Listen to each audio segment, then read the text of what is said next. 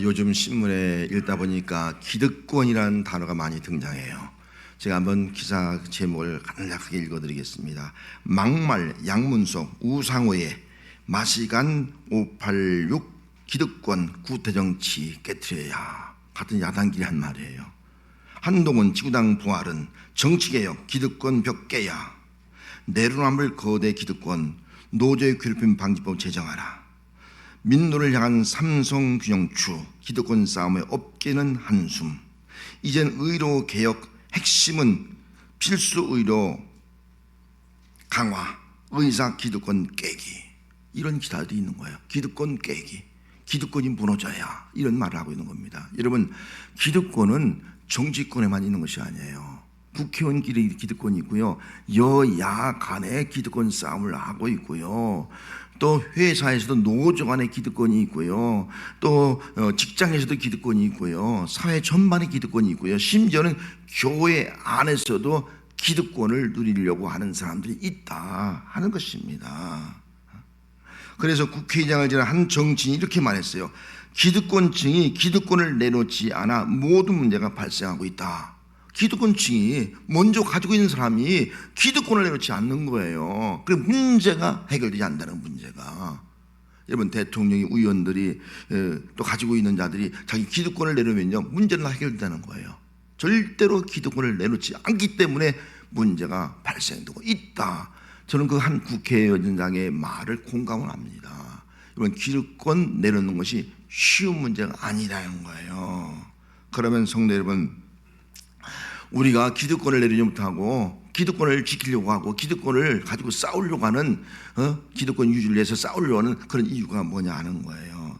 여러분, 기득권을 가진 사람은요, 기득권을 이용해서 마음껏 할 수 있어요. 자기가 하고 싶은 거.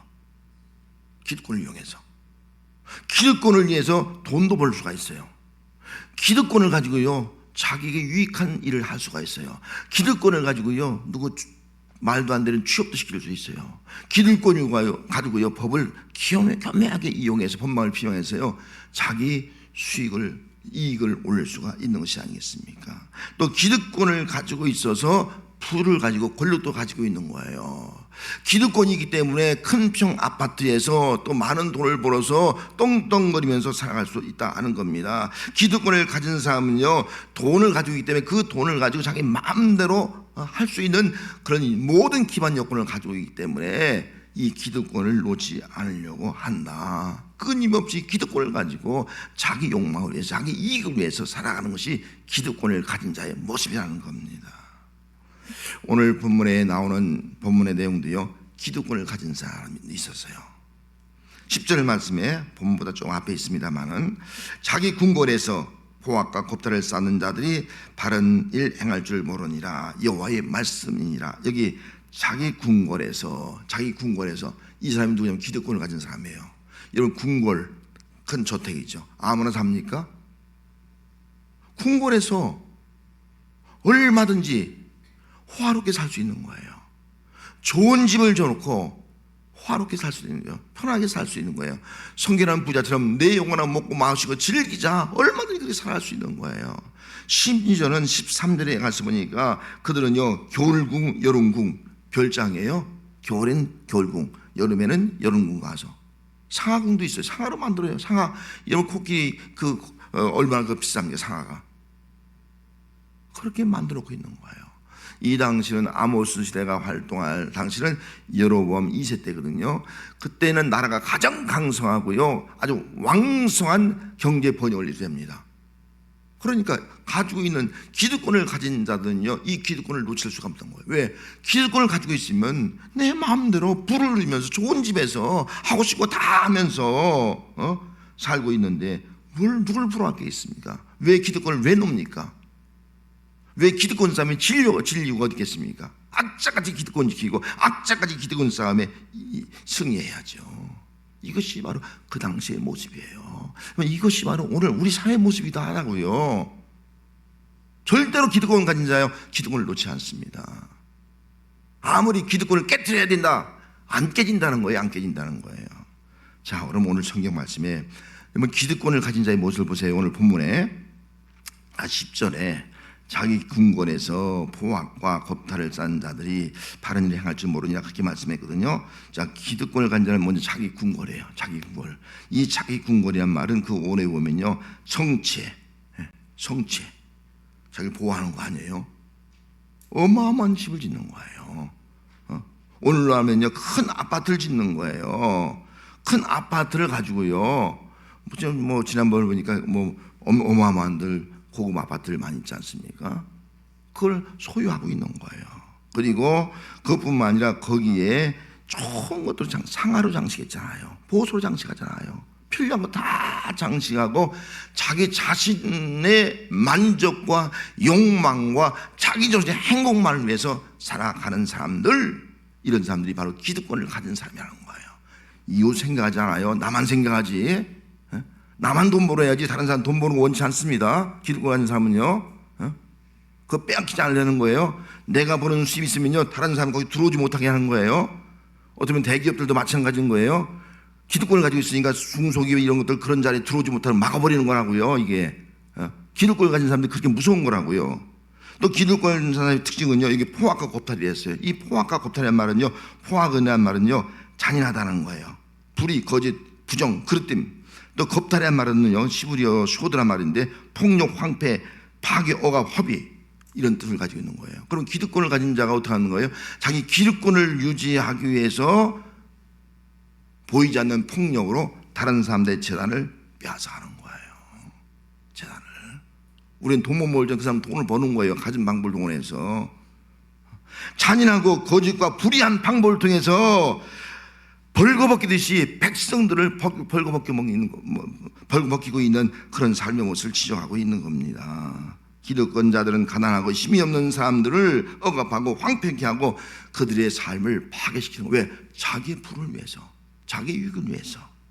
그래서 백성들은 황폐하고 파괴당하고 가난하고 굶주림에 허덕이고 있지만은 자신들은 부와 권력과 쾌락을 누리면서 방탕한 삶을 살면서, 허비한 삶을 살면서, 그런 사람들 서민을 위한다? 다 거짓말인 거예요.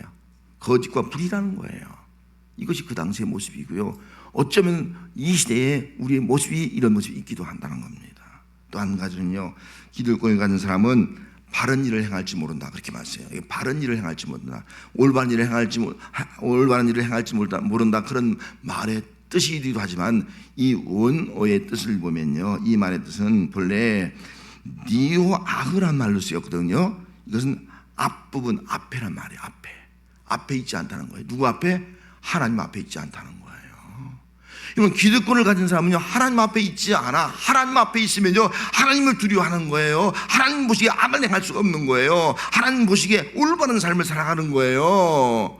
하나님 앞에 없는 거예요. 하나님 앞에 예배할 줄 모르는 거예요. 아니, 예배들은 형식적인 예배를 드리는 거예요. 그러면서 자기 마음대로 그릇되게 행동하는 거예요. 자기 뜻대로 살아가는 거예요. 그래서 14절 말씀에 보면은요, 배들의 제단을 벌하고 그들의 제단의 뿔을 꺾고 땅에 떨어뜨리라. 예배가 다 거짓 예배예요. 하나님 두려워하지 않는다는 거예요. 하나님이 없는 예배를 드리고 있다는 거예요. 예배 드려도요, 하나님 앞에 서 있지 않는 거예요. 하나님은 보이지도 않아. 내 마음대로. 내 앞에 나밖에 없어. 백성도 없어. 내 앞에는 돈밖에 없어. 내 앞에는 부와 권력밖에 없어. 이것이 바로 기득권을 가진 자의 삶이에요.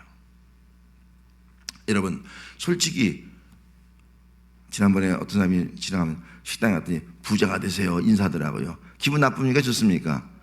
기분 나쁠 리 없죠. 부자가 되세요. 예, 고맙습니다. 부자가 되는 것이 나쁜 거 없잖아요. 돈을 버는 것이 나쁜 것이 없잖아요. 어쩌면 우리는 다 열심히 일해서 돈을 벌어서 부자가 되려고 하는 그런 모습을 가지고 살아가고 있지 않습니까? 부자가 되는 것은 나쁜 것이 아니지만 부자가 되어서 기득권을 가지면 그것이 악이 된다는 거예요. 기득권을 가지면요, 그때부터 문제가 발생하는 거예요. 여러분, 우리는 황금만능주의에 살고 있잖아요. 돈이 있으면 다 할 수 있어요. 편리하게. 여러 가지 다. 저도 돈 좀 많으면 좋겠어요. 하고 싶은 거 다 하게 해요. 돈이 있으면요, 내 삶을 보장받아요. 저도 돈이 있으면 노후의 삶을 보장받아요. 뭐 든든하잖아요. 지금 우리 한국의 노인들 노후 보장받지 못한 사람이 얼마나 많습니까? 돈이 있으면 여유 있는 삶을 살아가요. 힘들지 않고 편안한 삶을 살아갈 수 있는 거예요. 그래서 우리는 돈을 벌려고 하고 돈을 저축해 놓으려고 하는 이유가 여기 있고 부자가 되려는 이유가 여기 있다 하는 것입니다. 문제는요, 돈을 벌고 부자가 되어서 기득권을 가진 사람은요, 그때부터는 다른 사람들이 자기가 있는 이 자리에 오르지 못하도록 방해한다는 거예요. 막아버린다는 거예요. 기득권을 가진 사람은요. 기득권을 가진 사람은 자신의 부와 행복을 빼앗기지 않으려고 기득권 싸움을 한다는 거예요. 이 자리에 놓칠 수 없다는 거예요. 기득권을 가진 사람은요, 오직 하나님의 심판을 두려워하지 않고요, 심판을 생각지도 않아요. 현실만 바라보고 살아가는 거예요. 현실만, 자기의 유익만 바라보고 살아가는 거예요. 기득권을 가진 사람은 결국은 자기만 유익을 추구하고 자기 돈만 생각하기 때문에 다른 사람들은 생각하지 않아요. 그러니까 나라는 어떻게 돼요? 빈부의 격차가 점점 극심해지는 거예요. 잘 사는 사람은 잘 살고요, 못 사는 사람은 못 사는 거예요. 또 옛날엔 뭐 개천에서 용이 난다 했잖아요. 지금 개천에서 용 나지 어려운 시대가 되었어요. 왜? 기득권이 너무 강해. 이거 깨트리고 올라갈 수가 없어. 지금은 시대가 이런 시대가 되어가고 있다는 겁니다.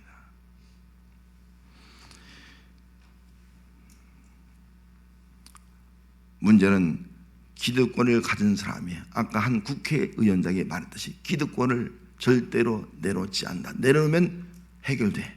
같이 잘 살 수 있어. 내놓지 않는다는 거예요. 기득권을 깨트린다고 했지만요, 본인들은 본인이 가지고 있는 기득권은 깨트리지 않으려고 해요. 상대방의 기득권을 깨트리려고 그래. 본인이 가진 기득권을 깨트리지 않으려고 그래. 가난하고 힘이 없는 사람들은요, 기득권을 빼앗을 수도 없고 기득권을 몰아낼 수도 없습니다. 그렇기 때문에 이 사회는 불공정한 사회가 되어가 있고 빈부의 격차가 점점 극심해지고 있고 온 백성이 더불어 살아가는 진정한 나라, 어쩌면 우리는 하나님의 나라, 이런 나라를 이룰 수 없는 것이 오늘 이 시대의 모습이다 하는 겁니다. 여러분, 그러기에 하나님은 우리 인간으로 기득권을 해결할 수 없잖아요. 그래서 하나님은 어떤 하나님이에요? 심판의 하나님이다 하는 것을 오늘 말씀에 기록해 놓은 거예요.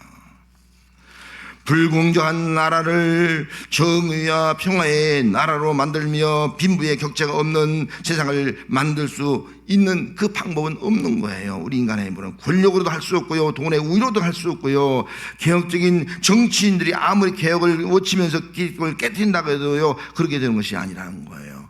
오직 하나님의 주권적인 역사, 하나님의 심판으로 된다, 이 말씀하고 있는 겁니다. 그래서 오늘 말씀은 하나님의 심판을 선포하고 있어요. 하나님은 심판한 분이에요. 그래서 9절 말씀에 아스돗의 궁궐들과 애굽 땅의 궁궐들에게 선포하기를 너희는 사마리아 산들에 모여 그 성중에서 얼마나 요란함과 학담이 있는가 보라. 여기 아스돗의 궁궐, 아스돗은요 그 블레셋의 수도예요. 이방 나라예요. 이스라엘 옆에 사는 것. 그 다음에 애굽의 궁궐, 옆에 있는 강대국이에요. 강대국. 그들에게 선포해서 사마리아는 이스라엘 나라의 수도예요. 북쪽 이스라엘 수도예요. 사마리아를 보라는 거예요. 사마리아에 있는 요람과 학대함을 보라, 그렇게 말씀하고 있습니다. 여러분, 왜 그렇게 말씀하고선 이유가 뭐예요? 이방 나라들이 하나님이 이 사마리아 이스라엘을 어떻게 심판할 것인가를 보라는 거예요. 그들이 자기의 부의 기득권을 누리고 살다가 학대하고 폭력을 행하면서 자기의 군권을 짓고 호식하며 살다가 어떻게 심판받는가를 보라는 거예요. 이방 나라들이 보라는 거예요. 그래서 이스라엘 나라는 멸망당하잖아요. 그럼 누가 증거네요? 이 멸망당한 그 나라를 위해서 주변에 있는 나라들이 오히려 봐라, 증거하는 거예요. 아니, 하나님의 심판은요, 이런 기득권을 가지고 자기 부를 누리는 사람의 심판뿐만 아니라 이스라엘 나라의 심판뿐만 아니라 이방 나라 주변 나라들 똑바로 하는 너희들도 심판받는다는 거예요. 여러분, 이 땅의 불의는요 반드시 심판이 있다는 거예요. 하나님은 심판하신다, 이거를 지금 말씀을 해주고 있는 것입니다. 심판하시는 하나님, 이 땅의 악을 심판하고 불의를 심판하고 기득권을 남용한 자를 심판하고 또 세상 모든 나라를 하나님 반드시 심판하신다 하는 것입니다. 그런데 하나님은 무조건 심판으로 끝나는 분이 아니라는 거예요. 심판 속에 나타나는 하나님의 사랑이 있다는 거예요. 이걸 깨우쳐주고 있어요. 그래서 하나님께서 심판하지만 그 심판 속에 하나님의 사랑이 나타나서 그 심판 가운데서도 하나님은 구원하고 다시 회복시키겠다, 이 말씀하고 있는 겁니다. 그래서 12절 말씀에 여호와께서 이같이 말씀하시되 목자가 사자 입에서 양 두 다리나 귀 조갈 건져냄 같이 사마리아에서 심상 모서리에나 걸상의 방석에 앉은 이스라엘 자손도 건져낼 것이다. 여러분, 목자가 양의 두 다리와 귀를 건져냄처럼 양이 죽은 거예요. 그러면 이 목자 입장에서는, 주인 입장에서는요, 저놈이 양을 죽였다 거짓말시키는 것이 아닐까, 양을 자기가 감추고요, 그리고 죽었다고 얘기하는 것이 아닐까, 그게 오해받을 수 있는 거예요. 그래서 목자는요, 양이 죽었으면요, 양의 다리, 귀, 이걸 가는 거예요. 제가 죽인 것이 아니라 사자 입에 죽었으면 증언하는 거예요. 내가 한 일이 아니라. 그렇게 증언하는 거예요. 그러면서 사마리아에서 침상 모서리와 침상 방석에 앉은 이스라엘 자손도 건져낼 것이다. 이 침상이요, 그들이 가진 상아탑으로 만들고 뭐 어마어마한 침상을 만들었어요. 그런 것도 다 부서지는 거예요. 다 산산이 부서진 거예요. 산산이 부러졌는데 그 부서진 가운데에서 하나님께서 이스라엘 자손을 거기서 건져낼 것이다. 이스라엘의 심판과 멸망을 얘기하는 거예요. 그들이 가지고 있는 궁궐요 다 불타버렸어요. 성체요 다 불타버렸다, 다 무너졌다고요. 그리고 가지고 있는 재산요 다 빼앗겨버렸다고요. 하나님의 심판과 멸망을 받은 거예요. 다 부서진 거예요. 아무것도 아닌 거예요. 심판과 멸망 가운데는 우리가 가지고 있는 거요 아무것도 아니라는 거예요. 하지만 이런 심판 가운데서도 하나님은 이스라엘을 건져낼 것이다. 건져낼 것이다. 구원할 것이다. 그래서 새로운 하나님의 백성으로, 새로운 축복을 받은 백성으로, 새로운 올바른 일을 향한 백성으로 하나님께서 다시 만들어주겠다. 이것이 바로 심판 속에 나타난 하나님의 사랑이에요. 아수르에서 멸망당했어요. 바벨론에서 나중에 다 멸망당해서 포로가 됐습니다. 성읍 다 불타버리는 거예요. 나중에 그들을 다시 구원하지 않습니까? 회복시키지 않습니까? 예배가 회복돼요. 성읍이 회복돼요. 그들이 모든 것이 회복되는 거예요. 진정 정의가 있고 평화가 있고 평등이 있는 그런 주님의 나라가 이루어지게 되는 것이 아니겠습니까? 이게 하나님의 심판을 통한 구원인 거예요. 심판과 멸망을 통한 구원과 회복인 거라고요. 이것이 바로 하나님의 사랑이다 하는 겁니다. 그래서 이게 5장 4절 말씀에 이런 말씀이 있어요. 여호와께서 이스라엘의 자손에게 이같이 말하기를 너희는 나를 찾으라 그리하면 살리라. 할렐루야. 하나님을 찾으라 그러면 살리라. 하나님 앞에 두려워하지 않고 하나님 없는 삶을 살아가고 그들 앞에 하나님이 없는 거예요. 이제는 하나님이 그들 앞에 있는 거예요. 우리 앞에 하나님이 있는 거예요. 하나님을 찾으라는 거예요. 하나님 앞에 예배하라는 거예요. 그럼 너희가 산다는 거예요. 다시 회복시켜 준다는 거예요. 진정한 복을 준다는 거예요. 함께 더불어 복을 누리게 한다는 거예요. 함께 기득권자만 아니라 함께 더불어 살아갈 수 있는 그런 나라가 이루어질 것이다 라고 말씀을 하셨습니다. 그리고 하나님은 이런 말씀을 듣고 증언하는 거예요. 하나님 말씀을 듣고 증언하라. 그래서 1절 말씀에 다시 주 만군의 여호와 만군의 하나님이 말씀이니라 그러면서 너희는 듣고 야곱 족속에게 증언하라. 듣고 증언하라. 너희는 듣고 증언하라. 그렇게 말씀했어요. 여기 듣는 사람은요, 이 당시에 이방 나라예요. 아까 말한 블레셋이라든지 애굽 사람이 듣고요, 이스라엘을 멸망당한 것을 가지고요 증언하는 거예요. 너희들 왜 멸망을 당하는지 알아라. 증언하라는 거예요. 그 당시에 아모스 선지자와 수많은 선지자들이 증언했거든요. 말을 안 들어. 돌아오라 해도 말을 안 들어. 그래서 멸망당했다. 그러니까 선지자들이 말하는 것을 안 들으니까 이방 나라 백성들이 증언하는 것을 듣고 들을 수 증언하는 거예요. 이방 나라 사람들이. 여러분 얼마나 창피해요. 우리 대적에게, 원수에게. 너 혹시 안 믿는 사람이 우리에게 너 예수 믿는데 왜 너 그렇게 어려워지고 왜 이렇게 망한 줄 알아?